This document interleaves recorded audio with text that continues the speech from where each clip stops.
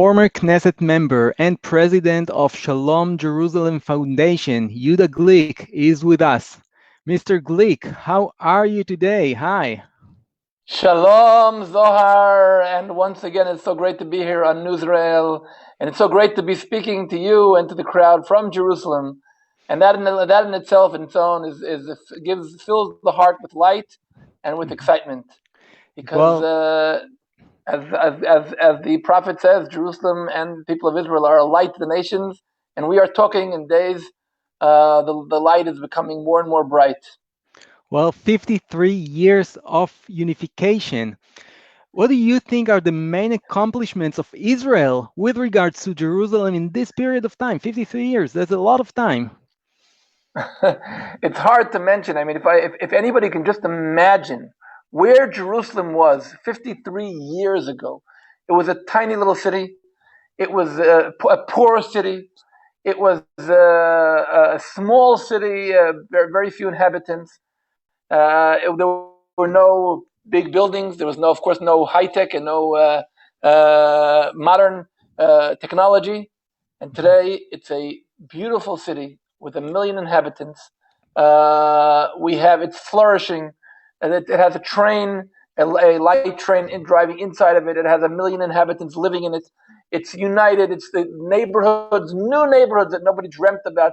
In the south, we have Gilo, Har Choma. In the north, we have Ramot, French Hill, Mount Scopus.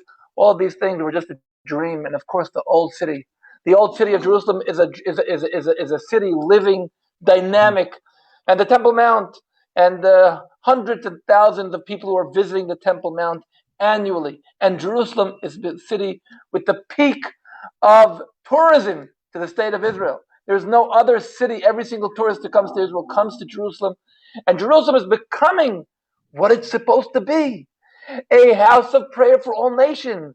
Pilgrims are coming from Asia, from China, from Indonesia, from Africa, from Nigeria, from Kenya, from South America, North America, from Brazil, from Canada, from all over Europe. People are coming, and the place is so friendly to tourism. And every single day we are finding Jerusalem is not only growing in the future, it's growing in the past. We are finding archaeological findings. We're walking in ways, on roads that the pilgrims walked the Temple Mount 2,000, 3,000 years ago. It's just the city of David. Amazing. It's the same place, the same location, and the same bricks. You have to explain they are the exact same bricks that the people of Israel used on their pilgrimage. Sorry. Yeah, we can walk. Mount.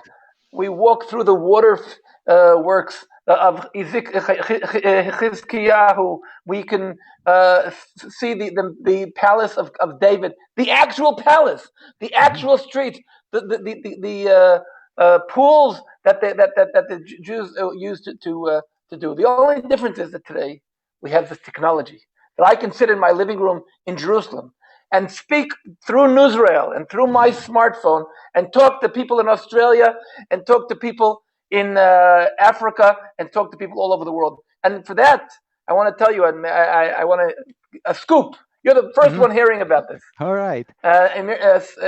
Unfortunately, the Temple Mount has been closed for the last 2 months because of the corona. It's planning to be open next week, probably right after the holiday of Shavuot. And we are planning on Sunday a global Psalm reading live from Temple Mount. We're going to have people connecting from all over the world, reading the book of Psalm together on Temple Mount. I'm going to be live on Temple Mount. We're going to have people connected through Zoom, through the Shalom Jerusalem Foundation Facebook and the Shalom Jerusalem Foundation YouTube channel. And I'm sure all the press, including Newsrael, will be reporting about this. We will be reading together. By the way, on Shavuot, Pentecost, is King David's birthday. So King David's birthday, King David had a dream to rebuild the temple. We are going to at least go to the Temple Mount, the place where he purchased, and we're going to be reading that. So those who are really interested are welcome to connect to the Shalom Jerusalem Foundation. Follow us on the Shalom Jerusalem Foundation YouTube channel, the Shalom Jerusalem Foundation Facebook channel, and we will be really celebrating this great thing, these great events, just next week together with the Shalom Jerusalem Foundation. Wow. So first of all, that's great news. First of all, I'm hearing for the first time the Temple Mount is going to reopen, and that's enormous news for any peace-loving and peacekeeper and peace-seeking person in the world, because as you mentioned, Temple Mount is the center of religion. And we will definitely cover that, and we will add the link in the Facebook below to this event, because this is huge, Yuda. This is huge. Yes. And I would like to point out maybe one more thing this week. We spoke about Jerusalem, but Hmm. Jerusalem is not only a city of prayer and a city of Torah, of God. Jerusalem, the Bible teaches, is also a city of justice. We will be celebrating Pentecost on Friday, and Pentecost Hmm. is the holiday of receiving the Torah, and it's a very spiritual holiday, but also the Torah mentions that on this holiday we are specially commanded to look around and care for the orphan, the widow, the stranger, those who don't or lacking a house. And I think this year, especially on the holiday of Shavuot, Pentecost, we are obligated to look around and find those people who are in need. You know, we read on the Shavuot, we read the book of Ruth, and Ruth Hmm. walking in the fields of Bethlehem alone. Nobody looked around, cared for her.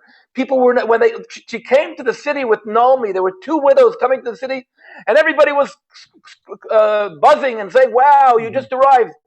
Nobody offered them a place to sleep. Nobody offered them food.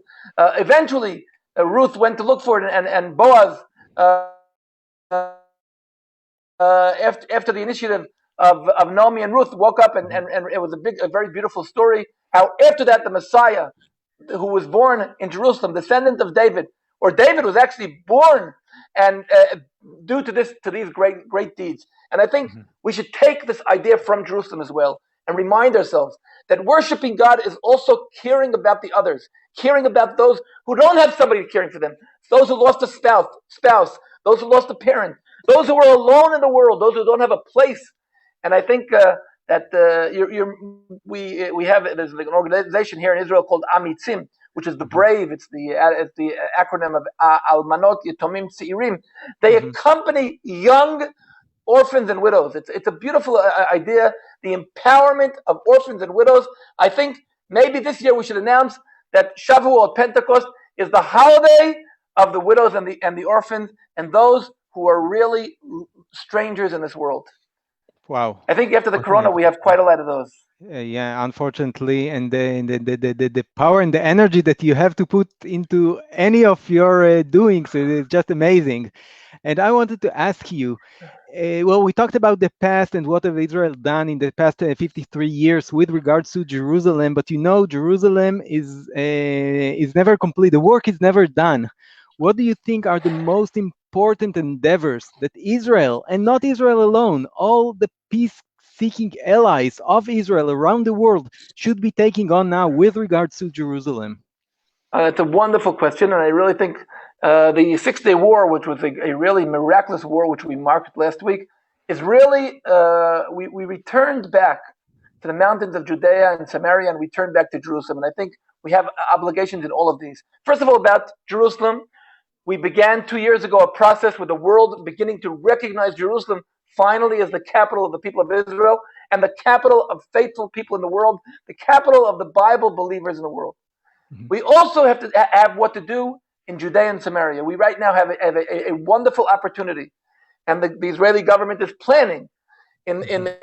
in the month of July to announce the sovereignty of Israel over our homeland, over the mountains where Abraham, Isaac, and Jacob, where Jeremiah prophesied, where Isaiah prophesied, where Amos prophesied, where the tabernacle in Shiloh stood, Bethel, the Samaria, the whole heart of the Bible.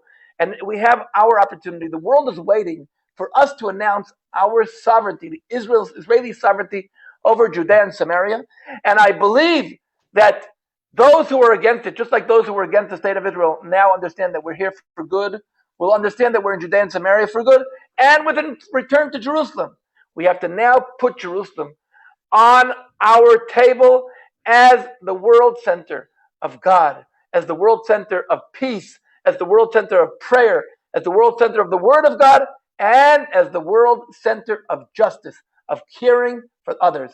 We do that, we will be the students of Abraham, who taught us what devotion to faith is. We will be students of David, who gave his entire life for the peace and for the unity of the people. And we will turn Jerusalem, as following the footsteps of Solomon, to be an international city of praising God. And that is, in my eyes, that is Zionism next generation. If we manage to announce Jerusalem as the foundation of faith in the world, that is Zionism next generation. Well, and you mentioned Zionism Next Generation, so I want to invite all our viewers to go to shalomjerusalem.org and stay connected to Jerusalem, to your organization, your foundation in the best way there is. Yehuda Glick, former Knesset member and president of Thank the you. Shalom Jerusalem Foundation. Thank you so much. Thank you so much, Zohar. You're always an inspiration. As soon as I see your beautiful face, I just get turned on. So we should talk more often. But Zohar, keep up the great work and lots of luck to Newsrael. Follow Newsrael. Take down the application and be connected with your heart and with your soul to Israel and to Jerusalem. Shalom from Jerusalem. Thank you. Thank you so much.